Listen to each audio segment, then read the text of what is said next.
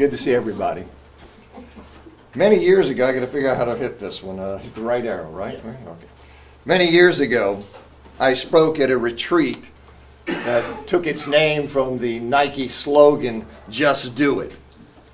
And that retreat, it was intended to challenge Christians to go ahead and to do the things that we know we should do, to break through the spiritual stagnation and complacency into which we so easily settle, and to push on to new levels in our service to God.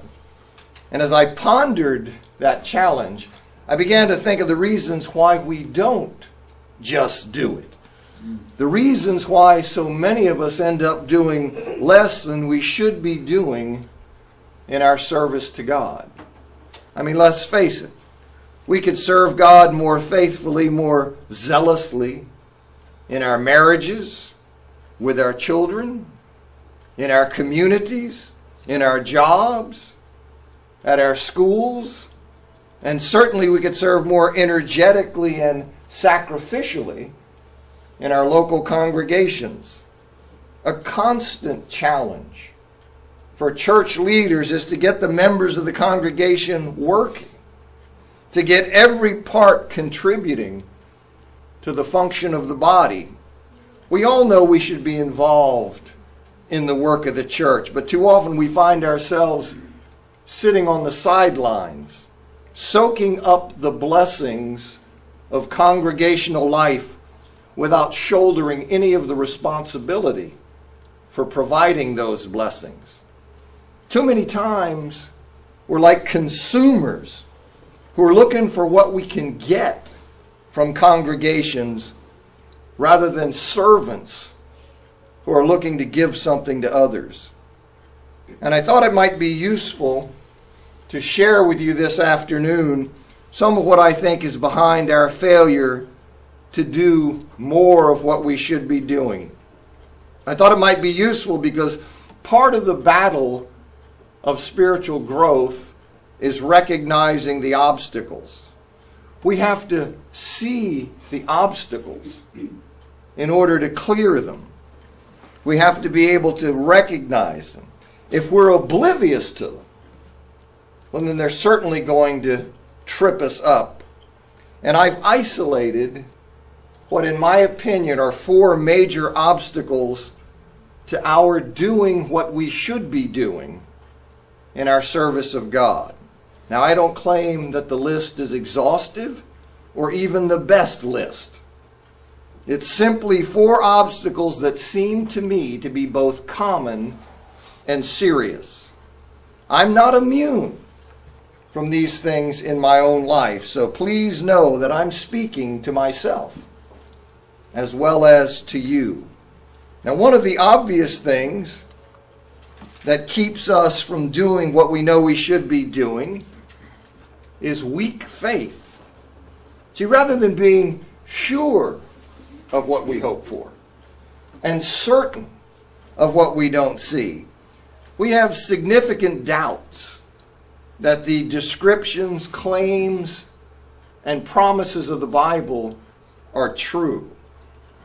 You see, the effort and sacrifice that a person is willing to make for Jesus Christ is proportional to the person's conviction that the Bible's description of reality is true. The more we think the Bible is an ancient myth, a product of an ignorant and superstitious people, the less we'll be willing to act on its claims. The more we doubt what the Bible says about God the Father and Jesus the Son and mankind, the less we'll be willing to invest in those truths. In 1958, America's first commercial jet air service began with the flight of the Boeing 707. And according to NPR's Morning Edition, a month after that first flight, a traveler on a piston engine, propeller-driven DC-6 airliner struck up a conversation with a fellow passenger. And that passenger happened to be a Boeing engineer. And the traveler asked the engineer about the new jet aircraft, whereupon the engineer began speaking at length about the exhaustive testing Boeing had done on the jet engine before bringing it into commercial service. He recounted Boeing's experience with engines from the B-17 to the B-52. And when his traveling companion asked him if he himself had yet flown on the new 707 jet airliner, the engineer replied, "I think I'll wait until it's been in service a while." Now you see, the engineer, he believed the plane was safe, but he didn't believe it strongly enough to risk his own life on it. And I think most all of us in church believe what God has told us in the Bible, but our naturalistic, anti-supernatural culture has instilled enough doubt in us that we're not willing to be radical in our commitment to it. We're not willing to put all our eggs in Christ's basket, so to speak. We want to be sure that our personal investment, how we use our time, our energy, and our money, that it's sufficiently diversified, that if the Lord's word turns out to be untrue, it won't be a total loss. You see, we're hedging our bet. Those who actually flew on that new Boeing jet airliner, rather than those who merely talked about its safety, they were exhibiting something analogous to biblical faith. Biblical faith is something on which a person is willing to act. Faith will put Isaac on the altar. Doubt will rationalize why it wasn't done. Now, I have several suggestions for strengthening our faith, things that I think might help us in that regard. And the first is that we need to pray to God for stronger faith. In Ephesians 1:18, Paul reports there that he's praying that they will know at a heart level the glory that is in store for them as Christians. Now, if Paul can pray for a heart level implantation of truth, for a deep down conviction, we can pray for it on our own behalf and on behalf of others. Indeed, the apostles themselves, they asked the Lord to increase their faith. In Luke 17:5, and the father of the demon-possessed boy. In Mark chapter 9, verse 24, he asked the Lord to help him overcome his unbelief. In addition to how God answers that prayer, I'm convinced that the very act of praying, whatever the subject, it makes God more real to us and it strengthens our faith in him. Secondly, we need to study the Bible. After all, that's where we learn the truths we're to believe. The world is constantly seeking to persuade us that the notion of an all-powerful, all-good creator is irrational, and that mankind's nothing more than the chance product of physical forces and natural processes. If we don't spend time breathing in God's side of the story, the world's preaching will sap our faith. Thirdly, we need to satisfy our intellect about the truth of our belief. As John Stott said in his book, Basic Christianity, we cannot pander to a man's intellectual arrogance, but we must cater to his intellectual integrity. And I think too many in the church have suppressed their intellectual questions about the Christian faith, and in so doing, they just stuffed them. And in so doing, they've eroded their foundation. And finally, we need to take advantage of the blessing of fellowship to nurture our faith in God. We need to be plugged into a group of believers, a group that believes deeply enough to act. Now, the second thing, in my judgment, that keeps many of us from doing more in God's service than we are, is that we've never moved beyond fearing God to loving Him. Now, there's no question that God is to be feared. For as the writer of Hebrews puts it, it is a dreadful thing to fall into the hands of the living God. But if fear is all there is to our relationship with God, we'll tend to analyze every opportunity for service in terms of, do I have to? You see, in a pure fear relationship, there's no motivation to go the extra mile, since we're only trying to avoid punishment. We'll only do the minimum necessary to appease or to placate the one we fear. Love, on the other hand, spends itself on the object of its devotion. Love doesn't ask, do I have to? It asks, will it please you? Some years ago, Reader's Digest ran a story reputed to be true about an orphanage that was bombed during the Vietnam War. An 8-year-old girl was critically injured, and she required a blood transfusion to live. And the American doctor and nurse, they spoke very little Vietnamese, but they tried to explain to the uninjured orphans that unless the little girl replaced some of her lost blood, she would die. And when they requested volunteers to donate blood to the girl, there was a long period of silence. And then a little boy named Heng, he hesitatingly volunteered. And I'd like to read the rest of the story from Reader's Digest. Heng was quickly laid on a pallet, his arm swabbed with alcohol and a needle inserted into his vein. Through this ordeal, Heng lay stiff and silent. After a moment, he let out a shuddering sob, quickly covering his face with his free hand. "Is it hurting, Heng?" the doctor asked. Heng shook his head. But after a few moments, another sob escaped, and once more he tried to cover up his crying. Again, the doctor asked him if the needle hurt, and again Heng shook his head, but now his occasional sobs gave way to a steady, silent crying. His eyes screwed tightly shut, his fist in his mouth to stifle his sobs. The medical team was concerned. Something was obviously very wrong. At this point, a Vietnamese nurse arrived to help. Seeing the little one's distress, she spoke to him rapidly in Vietnamese, listened to his reply, and answered him in a soothing voice. After a moment, the patient stopped crying and looked questioningly at the Vietnamese nurse.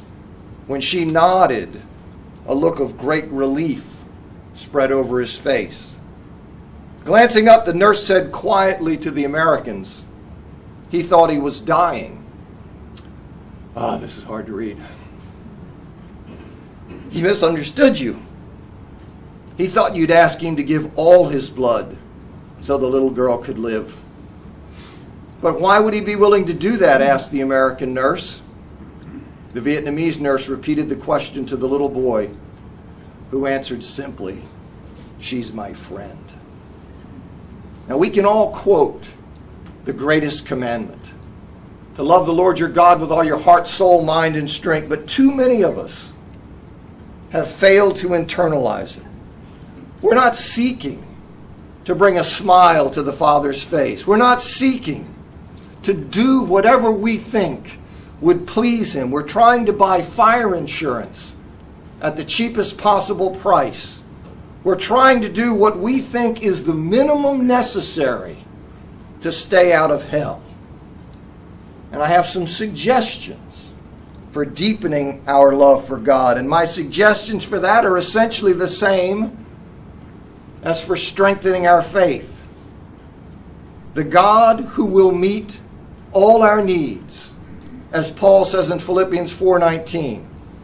The God who is able to do immeasurably more than all we ask or imagine, as Paul says in Ephesians 3:20, will supply whatever we lack in our love of Him.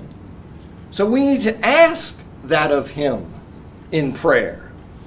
And secondly, we need to meditate on the person Jesus Christ, the exact representation of God's being, as it says in Hebrews chapter 1, verse 3. As God's ultimate self-revelation, God in the flesh, Jesus is the key to our knowing the Father, and we must know Him to love Him. And while we're meditating on Jesus Christ, we need to pause long at the cross to wrestle with what that cross says about the nature of our Father. Our Father is not eager for anyone to perish. He's a lover who has paid dearly that each one of us may share eternity with Him. The third thing that keeps many of us from doing more in God's service than we are is what I call the lowest common denominator syndrome. What I mean is that many of us refrain from doing God-glorifying things because those around us are not doing them. We've carried into the church this worldly attitude that we're not going to do more than anybody else. I mean, nobody wants to be a chump, right? I mean, we wonder often subconsciously, why should I put myself out when those around me can be acceptable to God without breaking a sweat? You consider Jesus' conversation with Peter in the Gospel of John, in John 21, verses 18 to 22. In verse 18, Jesus is speaking to Peter, says, "Very truly I tell you, when you were younger, you dressed yourself and went where you wanted. But when you're old, you'll stretch out your hands, and someone else will dress you and lead you where you do not want to go." Jesus said this to indicate the kind of death by which Peter would glorify God. Then he said to him, "Follow me." Peter turned and saw the disciple whom Jesus loved was following them. This was the one who had leaned back against Jesus at the supper and had said, "Lord, who's going to betray you?" When Peter saw him, he asked, "Lord, what about him?" Jesus answered, "If I want him to remain until I return, what is that to you? You must follow me." Now, Jesus indicated the kind of death that was in store for Peter. A martyr's death by which he would glorify God. And Peter's immediate reaction was, if I'm dying, what about him? You see, his instinct was to question whether he's being called on to do more than his peer. Jesus told him that's not how it is in the kingdom. The kingdom doesn't operate on the principle of identical service. Each disciple follows Jesus individually, takes his or her own road. You see, we cannot concern ourselves with whether we're doing more than someone else. We've been called to follow Christ, not those around us. Many of us could give much more time, more effort, more money to the cause of Christ. I mean, just in terms of the local congregation. We could teach children's classes, work in the nursery, prepare the Lord's Supper, serve on the Lord's table, send cards to and visit those who are sick and in the hospital, give 2 or 3 times more than the amount we're giving, share meals with others in our homes, teach adult classes, and on and on. But we worry about those who won't be so generous, who won't make such efforts. We read 1 Corinthians 15:58 that our labor in the Lord is not in vain, but we have trouble escaping the feeling that our less active brothers and sisters somehow are taking advantage of us. Well, even if that were true, the Lord's remark still stands. What is that to you? You must follow me. I have several suggestions for avoiding this syndrome. And the first is that we need to engage in some serious introspection to see how large a problem this is for us. We need to stare hard at the question of whether we're willing to be fools for Christ. And secondly, we need to fix our eyes on Jesus, the pioneer and perfecter of our faith. He didn't gauge his submission by that of his associates. He emptied himself on a cross while his disciples hid in terror. And thirdly, as with every spiritual change that we seek, we must pray to our Father to remake us in the image of his Holy Son. Now, the final obstacle to our doing more of what we should be doing is our unwillingness to suffer. Now, that certainly is related to some of the other problems I've discussed, but it's also a problem in its own right. I'm convinced that we've made an idol of comfort. We're unwilling to put up with the slightest inconvenience, let alone actual suffering. And as soon as we sense that some particular work or act of service is going to hurt in the slightest way, we turn it loose and actually feel justified in doing so. I just want to remind myself and you that we've not been called to a life of ease. Despite the claim of the so-called health and wealth gospel that God's purpose always involves making the faithful rich and comfortable, our purpose is to glorify God. We exist to serve him, and that service sometimes requires suffering. When the Lord sent Ananias to Paul, the Pharisee, he told Ananias that he would show Paul how much he must suffer for my name in Acts 9:16. And one need only read 2 Corinthians 11:21-29 to see what this turned out to involve. Paul was willing to suffer for the Lord. John 21, verses 18 and 19, a text I just referred to. Peter was called to die to glorify God. And history tells us that he was faithful to that call, having been martyred in Rome. In Hebrews 11:32-38, there we have a vivid portrait of the kind of suffering to which faithfulness can lead. Now, I have some suggestions for overcoming unwillingness to suffer. We must study to get a glimpse of how much greater God and his cause are than we are. We have to absorb that and get that on right. And secondly, we need to understand the commitment to which Christ has called us. As Jesus said in Luke 9:23-25, if anyone would come after me, let him deny himself and take up his cross daily and follow me. For whoever would save his life will lose it, but whoever loses his life for my sake will save it. For what does it profit a man if he gains the whole world and yet loses or forfeits himself? Thirdly, We need to pray for deeper insight into the greatness of God and for power, strength, and courage. In closing, I want to read part of a prayer someone wrote titled All. And it ends with God's imagined response to the prayer. This evening, Lord, I am afraid. I am afraid, for your gospel is terrible. It is easy to hear it preached.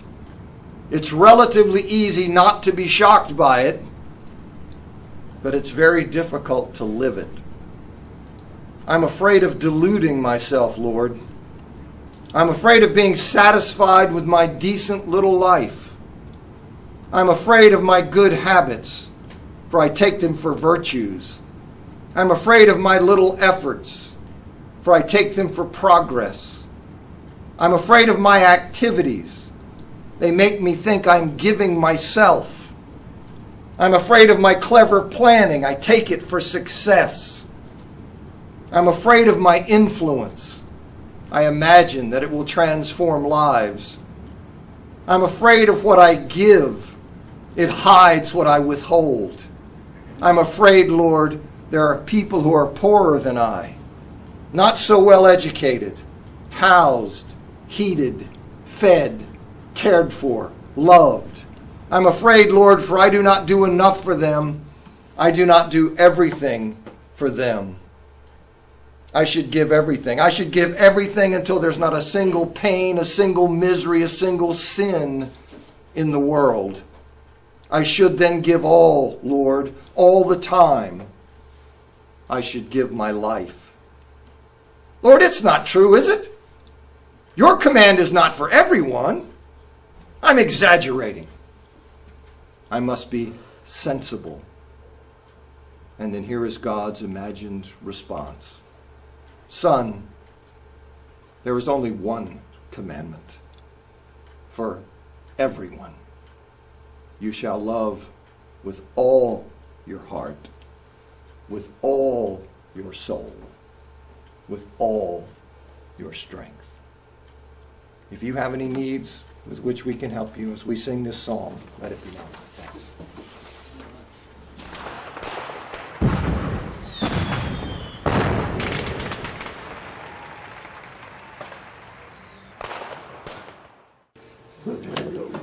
Yeah, thank you, brother.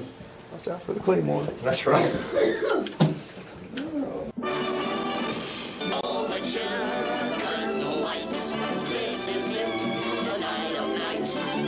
Rehearsing and nursing a part.